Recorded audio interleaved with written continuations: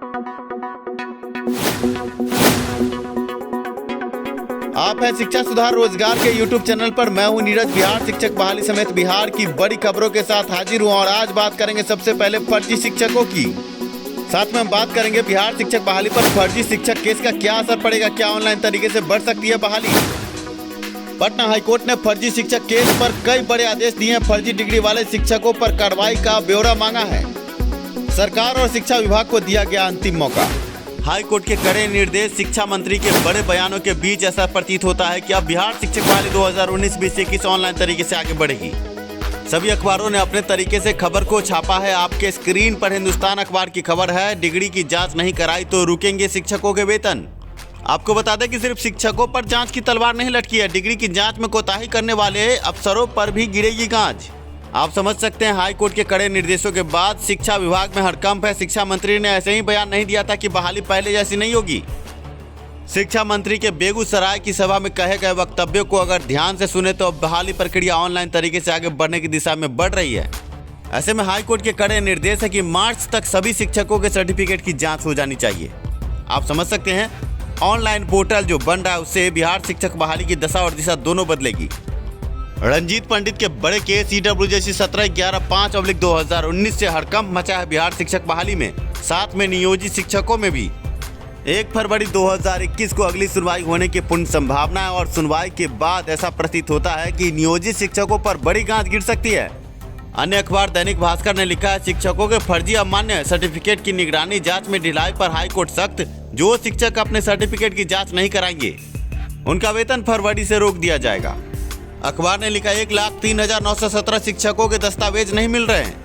पूरी खबर आपके स्क्रीन पर। हाईकोर्ट ने नियोजित शिक्षकों के फर्जी अमान्य सर्टिफिकेट की निगरानी जांच में तेजी लाने के लिए सख्त निर्देश दिए हैं। कहा कि जो शिक्षक अपने सर्टिफिकेट की जांच नहीं कराएंगे उनका वेतन फरवरी 2021 से रोक दिया जाए। चीफ जस्टिस संजय करोल तथा जस्टिस अनिल कुमार सिन्हा की खंडपीठ ने रणजीत पंडित की जनहित याचिका पर सुनवाई के दौरान यह टिप्पणी की। कोर्ट ने निगरानी ब्यूरो से 2 हफ्ते में रिपोर्ट की मांग की है ताकि पता चले कि अब तक कितने सर्टिफिकेट जांच के लिए भेजे गए हैं। सुनवाई के दौरान अपर महाधिवक्ता एवं निगरानी ब्यूरो के सीनियर एडवोकेट अंजनी कुमार ने कोर्ट को बताया कि 3 लाख से अधिक शिक्षकों के रिकॉर्ड की जांच की जा रही है। जांच के दौरान अब तक 1275 प्रमाण पत्र फर्जी पाए गए हैं। 489 प्राथमिकी दर्ज हो चुकी है। अभी हजारों की तादाद में शिक्षा अधिकारियों से प्रमाण पत्र नहीं मिले हैं। इस पर हाईकोर्ट ने कड़ी टिप्पणी की है। हाईकोर्ट ने कहा कि शिक्षा विभाग को इस काम में ढिलाई बरतने वाले अफसरों पर कड़ी कार्रवाई करनी चाहिए और इसके बड़े निर्देश भी दिए गए हैं। इस मामले की अगली सुनवाई अखबार के हवाले से 28 जनवरी को होगी। जिन शिक्षकों के फोल्डर निगरानी ब्यूरो को जांच के लिए नहीं मिल सका है, वैसे शिक्षकों को वेब पोर्टल पर अपना शैक्षणिक और प्रशैक्षणिक संबंधी सभी सर्टिफिकेट अपलोड करने होंगे। वेब पोर्टल पर जिलावार, प्रखंड वार और नियोजन इकाई वार विवरण संबंधित जिला के DEO कार्यालय द्वारा अपलोड किया जाना है। इसके लिए निर्धारित समय सीमा भी तय की गई है। आपको बता दें कि निर्धारित समय सीमा में ही प्रमाण पत्र अपलोड करना है। इससे संबंधित विज्ञापन भी प्रकाशित किए जाएंगे। हाईकोर्ट पटना के कड़े निर्देश और कड़ी सख्ती के बाद आप समझ चुके होंगे कि शिक्षा मंत्री ने ऐसे ही ये बयान नहीं दिया था। दूध का चला मट्ठा भी फूंक कर पीता है। बहाली पूरी मुस्तैदी से होगी। जैसे पहले बहाली होती थी वैसे बहाली नहीं होगी। दबाव मत बनाइए। दूध का जला मट्ठा भी फूंक फूंक कर पीता, ये बयान ऐसे ही नहीं आए हैं। आपको बता दें कि हाईकोर्ट के कड़े निर्देश से अभी तक सरकार सो रही थी, पर अब नींद से जागी है हाईकोर्ट के कड़े निर्देश के बाद, क्योंकि कार्रवाई की तलवार कोताही बरतने वाले सभी उच्च अधिकारियों पर लटकी है।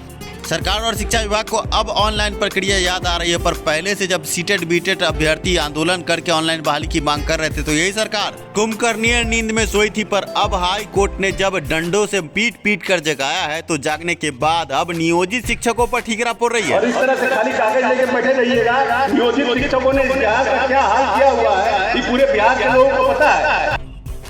समझ सकते हैं आप कि अब नियोजित शिक्षकों पर ठीकरा फोड़ा जा रहा है, पर कहीं न कहीं सरकार की गलती है, सरकार की कोताही है, सरकार की कुंभकर्णीय नींद है कि बिहार शिक्षक बहाली ऑनलाइन प्रक्रिया से आगे नहीं बढ़ी। अगर ऑनलाइन तरीके से बहाली प्रक्रिया आगे बढ़ती तो आज ये दिन देखना न पड़ता। ऐसे में अब नियोजित शिक्षकों ने भी हुंकार भरी है। कई नियोजित शिक्षकों के बड़े नेताओं ने कहा है कि सरकार के बयान, सरकार के बड़बोले बोल सरकार पर भारी पड़ सकता है, क्योंकि नियोजित शिक्षकों ने ही इस चुनाव को संपन्न कराया है। और आज जो मुख्यमंत्री, शिक्षा मंत्री और कानून मंत्री के बड़े ताज पहनकर पटना के विधानसभा में जो बड़े नेता बैठते हैं, इनके पीछे नियोजित शिक्षकों का बड़ा हाथ है। नियोजित शिक्षकों ने कड़ी मेहनत के बाद चुनाव संपन्न कराया था इस कोरोना काल में।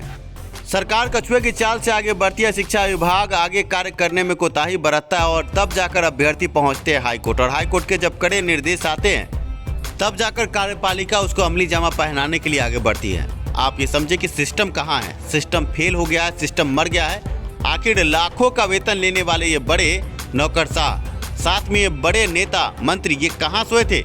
इतने दिनों से ऑनलाइन बहाली की बात क्यों नहीं हो रही थी? और अब जब हाई कोर्ट ने कड़े निर्देश दिए तब सरकार कुंभकर्णीय नींद से जागी है, सिस्टम कुंभकर्णीय नींद से जागा है। बड़ा सवाल ये है कि जिस लोकतांत्रिक ढांचे पर हम विश्वास करते हैं, जिस सिस्टम पर हम विश्वास कर रहे हैं, जो सिस्टम पूरे भारत पूरे देश को चलाता है, क्या वो सिस्टम फेल हो गया है?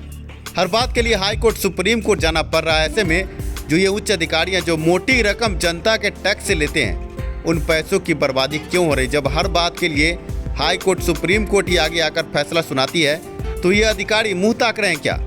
ये जनता के पैसे से ऐश करने वाले बड़े राजनेता, बड़े उच्च अधिकारी ये नींद से सोए रहते हैं। जब जनता पहुंचती है, अपनी मांगों को रखती है, सही तरीके से कोई कार्रवाई नहीं होती। वही जनता जब हाई कोर्ट सुप्रीम कोर्ट जाती है, हलफनामा दायर करती है, तब जाकर ये सरकार, ये बड़े राजनेता, ये उच्च अधिकारी कुंभकर्णीय नींद से जागते हैं और आगे कार्यपालिका कार्य को आगे बढ़ाती है। पर इस बीच में देखने, सोचने, समझने वाली बात यह है कि कार्यपालिका लोकतांत्रिक ढांचा कहीं ना कहीं फेल होता नजर आ रहा है। और इसके पीछे कौन है? कार्यपालिका के बड़े बड़े अफसर हैं जो लाखों रुपए वेतन के रूप में पाते हैं। प्राथमिक शिक्षा निदेशक, प्रधान सचिव शिक्षा के और शिक्षा विभाग, ये बड़े बड़े विभाग, बड़े बड़े उच्च अधिकारी ऐसे ही नहीं चलते। जनता अपने खून पसीने की कमाई टैक्स के रूप में इनको देती है और उनका दुरुपयोग हो रहा है। सिस्टम कहीं फेल है। हर बात के लिए हाई कोर्ट और सुप्रीम कोर्ट आगे जाना पड़ा। ऐसे में मेरा ये मानना है कि जब हाई कोर्ट सुप्रीम कोर्ट ही हर फैसला कर रहा है तो क्यों ना हाई कोर्ट और सुप्रीम कोर्ट को ही देश चलाने के लिए दे दिया जाए। कार्यपालिका अभी के समय में निष्क्रिय बनी बैठी है और इसको देखते हुए ये बड़ा बयान मैं दे रहा हूँ। आपको बता दें कि कार्यपालिका में बड़े आईएएस अधिकारी बड़ी पढ़ाई करने के बाद पहुँचते हैं, पर जब काम करने का वक्त आता है तो ये उच्च अधिकारी बस मुंह ताकते नजर आते हैं। जनता हाई कोर्ट और सुप्रीम कोर्ट दौड़ती रहती है। आखिर इन अभ्यर्थियों की गलती क्या है? जिन अभ्यर्थियों ने ऑनलाइन बहाली की मांग शुरू में ही की थी, पर अब तक उस पर कोई कार्रवाई नहीं हुई, और जब हाई कोर्ट का कड़ा निर्देश आया है तो अब ऑनलाइन बहाली प्रक्रिया आगे बढ़ रही है। हो सकता है ये बड़ी बातें आपको बोर कर रही हो। ऐसे में इस वीडियो का सारांश आपको बता दें कि सारांश यही है कि आगे जिन अभ्यर्थियों ने भी बिहार शिक्षक बहाली में आवेदन कर दिया है, उनके सर्टिफिकेट का सत्यापन जांच अब ऑनलाइन तरीके से आगे बढ़ेगी। ये साफ हो चला है। अब देखना यह है कि बिहार शिक्षक बहाली कब तक पूरी होती है, क्योंकि सर्टिफिकेट की जांच की प्रक्रिया लंबी हो सकती है।